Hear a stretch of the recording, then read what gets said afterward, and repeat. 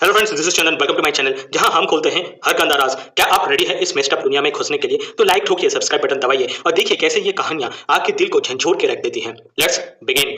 आज मैं एक ऐसी कहानी लेकर आया हूं जो दिल को छू जाएगी। ये कहानी है प्रियदर्शनी मातो केस 1996 का, जहां एक 25 साल की लॉ स्टूडेंट प्रियदर्शनी अपने ही घर में एक भयानक हादसे का शिकार हुई। एक तरफ थी उसकी जिंदगी जो सपनों और नई उम्मीदों से भरी थी, और दूसरी तरफ था एक ऐसा क्राइम जो सुन के पूरा देश हिल गया। तो चलिए इस केस की गहराई में चलते हैं, जहां जस्टिस के लिए लड़ी गई एक लंबी लड़ाई और सच के सामने आने का सफर हमें एक नया सबक सिखाती है। क्या आप रेडी हैं? Are you ready?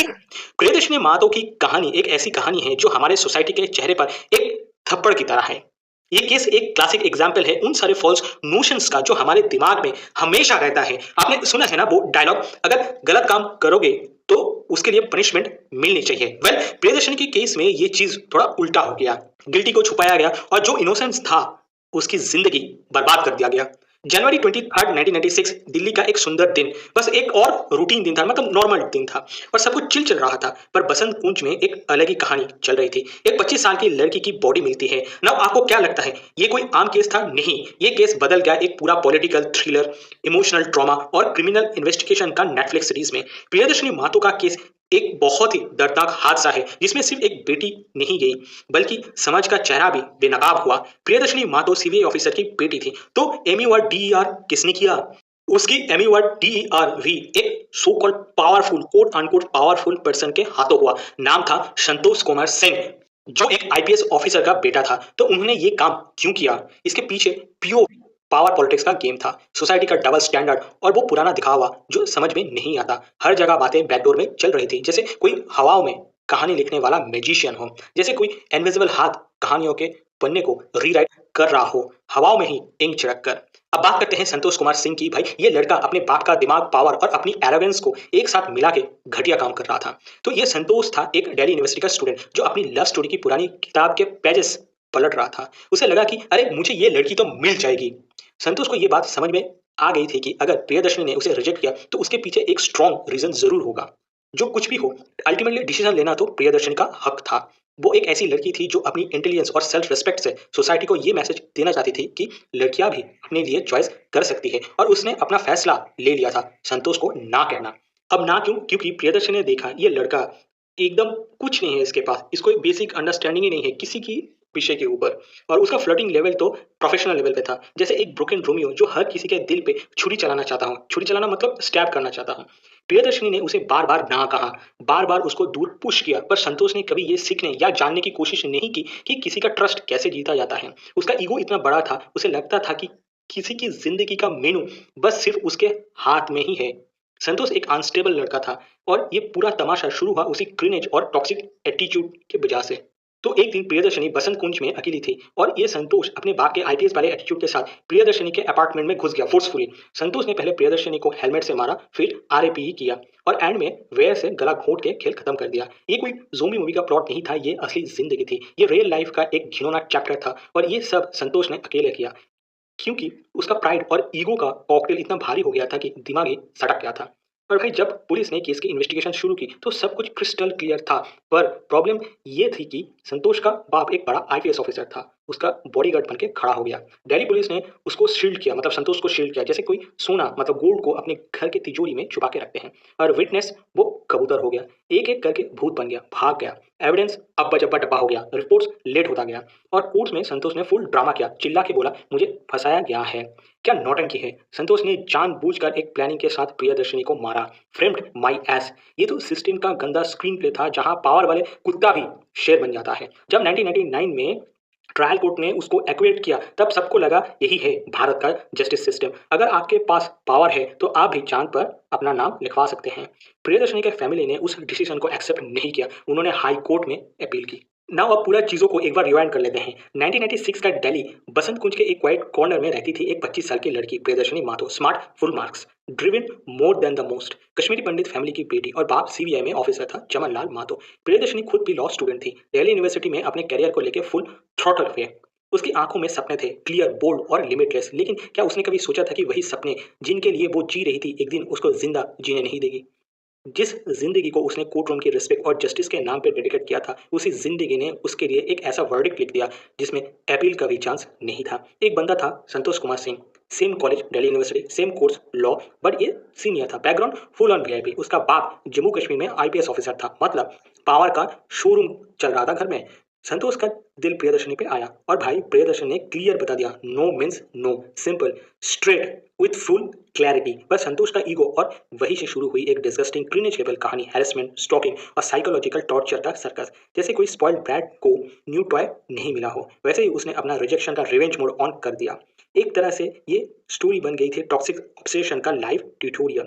कॉलेज का सीन फुल टॉक्सिक हो चुका था। संतोष ने स्टॉकर मोड एक्टिव कर दिया, क्लास के बाहर वेट, घर के लैंडलाइन पे कॉल की बम्बार्डिंग, और पब्लिक में भी प्रियदर्शनी को हर टाइम टारगेट करना, परेशान करना। मतलब बंदा लॉ पढ़ता था पर क्रिमिनल साइकोलॉजी का अनपेड इंटर्नशिप भी कर रहा था। प्रियदर्शनी ने फाइनली थक के पुलिस में कंप्लेंट फाइल की, इसलिए उसको एक पर्सनल सिक्योरिटी गार्ड भी दिया गया। नाम क्या था? Head constable Rajendra Singh. Script ने, मतलब सुनील ने, उल्टा प्रियदर्शनी पे काउंटर कंप्लेंट दाग दिया, कह दिया कि वो इलीगली 2 डिग्री एक साथ कर रही है, लॉ और एमकॉम। मतलब बंदा स्टॉक कर रहा था, साथ ही स्प्रेडशीट बना रहा था। अब कैसा स्प्रेडशीट? प्रियदर्शनी की एकेडमिक टाइमलाइन का, बट प्रियदर्शनी ने पूरा धो डाला, प्रूफ के साथ बता दिया कि एमकॉम कंप्लीट हो चुकी है और अब सिर्फ लॉ चल रहा है। बंदा एक्सपोज हो गया, लेकिन सिस्टम का पावर बटन तभी भी उसके साइड पे चिपका हुआ था। ये केस सिर्फ ईगो वर्सेस इंटीग्रिटी का नहीं है, it was privilege versus principle. एक तरफ एक लड़की जो अपने हक के लिए लड़ रही थी, दूसरी तरफ एक स्पॉइल्ड ब्रैट जिसके बाप की कुर्सी सिस्टम का रिमोट कंट्रोल था। 23 जनवरी 1986 उस दिन टाइमिंग का गेम थोड़ा ऑफ हो गया। राजेंद्र कुमार सिंह थोड़ा लेट पहुंचा प्रियदर्शनी को पिक करने के लिए, तो प्रियदर्शनी ने अपने मॉम और डैड के साथ 30,000 कोट चली गई। वहां से राजेंद्र कुमार सिंह ने उसको कॉलेज ड्रॉप किया, जहां प्रियदर्शनी ने अपने लेक्चर कंप्लीट किया लगभग 11:30 बजे तक। क्लास खत्म होने के बाद प्रियदर्शनी घर लौट आई। राजेंद्र कुमार सिंह को बोल दिया गया था कि शाम को 5:30 बजे आ जाना, पर उस शाम हर चीज उलट चुकी थी। जो दिन एक नॉर्मल शेड्यूल की तरह लगता था, मतलब क्लास, घर, सिक्योरिटी, वो शाम एक नाइटमेयर की स्क्रिप्ट बन गई, जैसे किसी ने रीराइट कर दिया हो जिंदगी का स्क्रीन प्ले, और इंटरवल के बाद सिर्फ डार्कनेस बची हो। अनफॉर्चुनेटली उस दिन प्रियदर्शनी का कुक अपने फ्रेंड से मिलने गया था। जब वो शाम के लगभग 5 बजे वापस आया तो उसने देखा संतोष सिंह एक ब्लैक हेलमेट पहने घर के अंदर जा रहा है, और 5:30 बजे जब राजेंद्र कुमार सिंह वापस आया तो देखा बैक डोर खुला है, और जब वो अंदर गया तो प्रियदर्शनी की बॉडी बेड के नीचे मिली। उसके मुंह से खून निकल रहा था, एक हीटर वायर उसके गले के इर्द गिर्द थी। उसी वायर से बाद में ये पता चला कि उसी वायर से गला घोट कर उसकी जान ली गई थी। वहां से टूटे हुए ग्लास, बाल और अदर एविडेंस मिले। सीन बिल्कुल क्लियर था, ये कोई नॉर्मल क्राइम नहीं था, ये था ऑब्सेशन से भरा हुआ प्लान्ड आरएपी एंड एमयूआर डीईआर। प्रियदर्शनी की मां राजेश्वरी देवी ने बिना टाइम वेस्ट के संतोष का नाम ले लिया, बोल दिया सीधा सीधा, वो साइको है, महीनों से मेरी बेटी को स्टॉक कर रहा था, हर रोज परेशान करता था। मैं पहले ही कह चुका था एक दिन ये उसकी जान ले लेगा। पुलिस ने संतोष को क्वेश्चनिंग के लिए बुलाया, लेकिन सीन में ट्विस्ट आ गया। उसका बाप आईपीएस जेपी सिंह उसी वक्त जम्मू कश्मीर से दिल्ली ट्रांसफर हो गया। अब ये ट्रांसफर अचानक हो गया था एंड पब्लिक ने तुरंत रिएक्शन दिया। गेम शुरू हो गया भाई, अब तो केस को गोला बना के पॉलिटिक्स का चार्ट बनाया जाएगा। और केस व्हाट, बिल्कुल वही हुआ जैसे स्क्रिप्ट पहले से लिखी गई हो। जस्टिस सिस्टम का स्टीयरिंग व्हील पावर के हाथों में था और ट्रूथ को साइड सीट पे बिठा दिया गया था। अब इन्वेस्टिगेशन में क्या हुआ वो देख लेते हैं। पहली रिपोर्ट में पुलिस ने लिख दिया कि आरएपी तो हुआ ही नहीं, और ये भी लिख दिया जो डीएनए मिला है वो संतोष का नहीं है, उसे फ्रेम किया गया है। बस वहीं से शुरू हुआ कवर अप का खेल। 1999 में जज ने क्या कहा? केस ट्रायल कोर्ट गया। जज जीपी थरेजा ने कहा, मुझे पूरा यकीन है कि संतोषी एमयूआर डीईआर ईआर है, लेकिन सबूत नहीं है, इसलिए उसे छोड़ा जा रहा है। पूरा देश गुस्से से जल उठा, मीडिया, स्टूडेंट, एक्टिविस्ट सब सड़कों पर आ गया। नारा लगा, प्रियदर्शनी को न्याय दो। सीबीआई ने हाई कोर्ट में अपील की, लेकिन 6 साल लग गए उस अपील की सुनवाई तक पहुंचने में। तब तक प्रियदर्शनी के परिवार ने हर दरवाजा खटखटाया, लेकिन जस्टिस बहुत ही दूर था। तो 2006 में हाई कोर्ट ने डिसीजन पलट दिया। फाइनली 2006 में दिल्ली हाई कोर्ट ने संतोष को आरएपीई और एमयूआर डीईआर का दोषी मान लिया। जज ने कहा, यह case rarest of rare category का है, इसमें फांसी ही सही सजा है। दिल्ली हाईकोर्ट ने इंस्पेक्टर ललित मोहन को भी ब्लेम किया। उसने कपूर स्वामी का स्टेटमेंट रिकॉर्ड ही नहीं किया, जिसने संतोष को घर में घुसते देखा था। और सबसे सॉलिड प्रूफ डीएनए टेस्ट जो सीमेन प्रियदर्शनी के बॉडी पे था, मतलब अंडरगारमेंट्स पे था, वेजाइना में था, वो संतोष का ही निकला। हाई कोर्ट ने डेथ सेंटेंस दी, लेकिन संतोष ने सुप्रीम कोर्ट में अपील कर दी और अक्टूबर 6, 2010 को सुप्रीम कोर्ट ने उसकी फांसी को लाइफ इम्प्रिजनमेंट में बदल दिया। वो कहते हैं ना, justice delayed is justice denied, वो सच हो गया। प्रियदर्शनी के पापा ने कहा, मेरी बेटी तो वापस नहीं आएगी, और सुप्रीम कोर्ट का फैसला मेरे लिए शॉकिंग है। ये न्याय नहीं है, ये समझौता है। ये सिर्फ प्रियदर्शनी माथुर की कहानी नहीं है, ये हर उस लड़की की मौत की स्क्रीन प्ले है जिसे किसी घटिया फ्रस्ट्रेटेड ममस बॉय ने लव स्टोरी के नाम पे हॉरर मूवी बना दिया।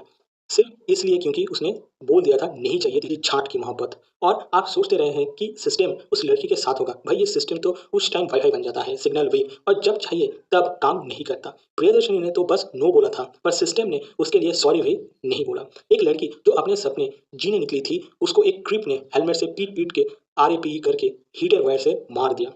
और सिस्टम बोला हम देखते हैं एविडेंस मिलता है या नहीं। ये सिर्फ प्रियदर्शनी की कहानी नहीं है, ये हर उस लड़की की कहानी है जो बस स्टॉप पे खड़ी होती है और किसी ठगे अंकल की आंखों में डेली आरएपी होती है। ये उन बहनों की कहानी है जो कॉलेज के नाम पे स्टॉकर्स का रियलिटी शो फेस करती है हर दिन। और जब पुलिस से कंप्लेंट करती है तो पुलिस बोलता है हम देखेंगे क्या करते हैं, हम अभी इन्वेस्टिगेशन करेंगे, आप घर चले जाओ। ये कहानी है 3 साल तक स्टॉक किया जाने के बाद भी सिस्टम से सिर्फ साइलेंस सुनने वालों की। ये कि स्क्रीम कोर्ट रूम में टेक्निकल ग्लिच बन जाती है, जस्टिस यहाँ लौट रही है, किस्मत अच्छी है तो मिल जाएगी, नहीं तो 25 साल बाद भी वही किलर सुधर गया है लिखवा के रिलीज हो जाएगा। वेलकम टू इंडिया ब्रो, यहाँ नो एक डेथ वारंट है और जस्टिस एक अप्रैल फुल। एक लड़की को ना भूलने की सजा आरएपी एंड एमिवर डीयर। भारत में नो का मतलब है और ज्यादा ट्राई कर भाई, तू तो आईपीएस का बेटा है। तो यही थी प्रियदर्शनी मातो की कहानी, जहाँ ईगो ने इंसानियत का The justice kept delaying, ignoring or sleeping through the cries for the help and the justice for 28 damn years. Family को मिला एक जजमेंट का झूठा ट्रेलर जस्टिस, भाई उसका तो अभी क्लाइमैक्स बाकी है। With this note let's wrap up this video for today. Thank you guys for watching this video till the end. आपसे मुलाकात होगा नेक्स्ट वीडियो पे। Till then bye bye.